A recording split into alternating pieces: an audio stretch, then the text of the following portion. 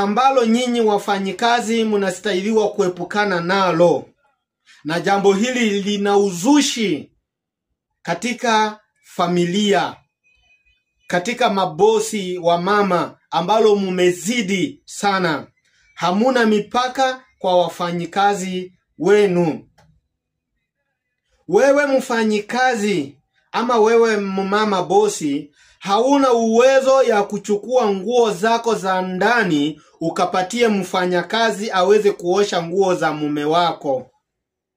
Hauna uwezo ya kuchukua nguo zako za ndani upatie mfanyikazi aoshe nguo zako za ndani. Ni sawa sawa na kuchukua nguo za ndani kupatia mtoto wako aoshe.